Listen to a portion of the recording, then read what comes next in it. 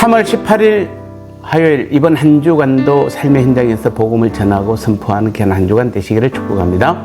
같이 먼저 기도하겠습니다. 복음을 위한 고난이라면 담대히 주님과 함께 나아가는 믿음 주셔서 고난을 이겨내게 도와주옵소서. 이번 한 주간도 삶의 현장에서 복음 전할 자를 만나게 하시고 오직 한 영혼 구원에 나의 전부를 다하게 도와주옵소서. 두 가지 기도 제목으로 같이 기도하겠습니다.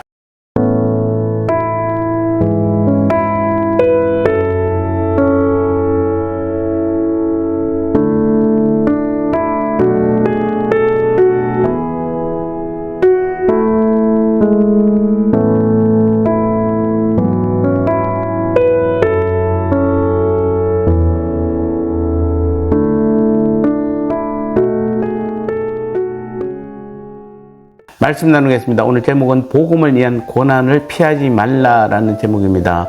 성도인 저와 여러분들, 그리스도인 우리들은 복음을 위한 고난은 반드시 올 것이고 또 그 고난을 피하지 말아야 합니다. 오늘 디모데후서 2장 3절 말씀에서 바울은 디모데에게 그리스도 예수의 좋은 병사로 나와 함께 고난을 받으라 이렇게 말하고 있습니다. 바울은 그의 생애 마지막 편지에서도 복음을 위해 헌신할 디모데에게 군대 용어를 사용하고 있습니다. 자, 이는 복음을 위해 사는 자와 군대에 속한 군사가 유사한 점이 많이 있기 때문입니다.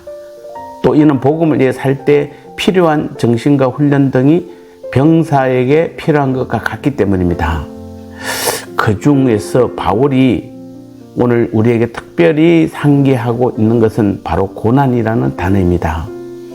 충성스러운 좋은 병사는 전투에서 앞장섬으로 많은 고난을 당하게 되어 있습니다. 그렇다면 여기서 말하는 고난은 어떤 고난을 말하는 것입니까?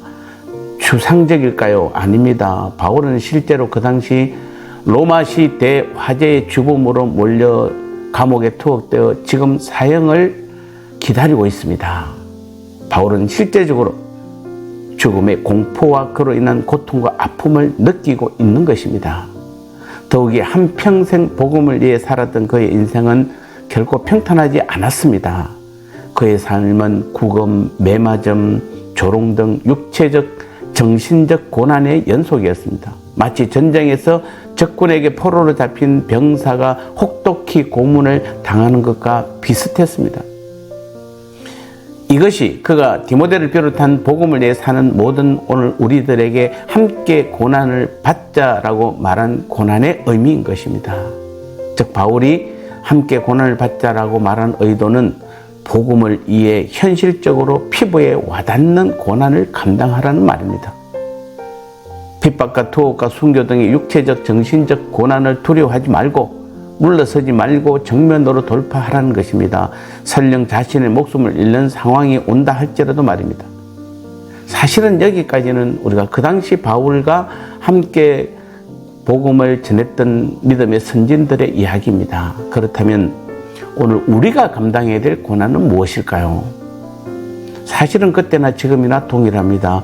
복음을 위해 살기를 작정한다면 고난은 그 강도와 방법을 달리할 뿐 동일하게 우리를 공격할 것입니다. 왜냐하면 복음을 위해 사는 자에게 고난이 주는 세력 역시 그때나 지금이나 여전히 마귀요 사단으로 동일하기 때문입니다. 물론 오늘 우리에게는 과거의 믿음의 선배들이 경험했던 것과 같은 그런 제도적인 고난은 오지 않습니다.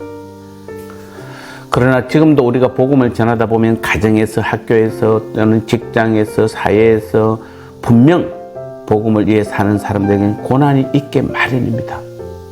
세상은 여전히 복음을 위해 사는 우리들을 미워하기 때문입니다. 이는 곧 복음을 위해 사는 자라면 세상에서 고난을 당하는 것이 당연하다는 말입니다. 이것을 반대로 한다면은 우리가 오늘도 그리스도인으로서 살아가면서 복음을 위해서 단 한 번도 고난을 받지 않고 있다면 이거 역시 하나님 앞에 절대로 올바르지 않는 믿음의 삶을 살고 있는 것입니다. 우리가 정말 복음을 알고 깨닫는다면 그리고 그 복음을 전하기를 원한다면 분명히 우리의 삶의 현장에서 부딪히게 되어 있고 그것들로 인한 말할 수 없는 고난이 우리에게 와야 하는 것입니다. 그래서 바울도 오늘 우리 함께 고난에 동참하자 이렇게 말하는 것은 오늘도 우리가 복음을 전할 때 어떤 고난이 온다 할지라도 우리가 그것을 넉넉히 이겨내므로 바울과 같은 믿음의 선진들의 그 믿음에 함께 동참하는 그러한 믿음이 정말로 우리가 복음을 받은 자의 진실한 믿음의 삶인 줄 믿습니다. 나눔의 시간입니다. 바울이 함께 고난을 받자라고 말하는 의도는 무엇일까요? 그렇다면 우리가 감당해야 할 고난은 무엇입니까?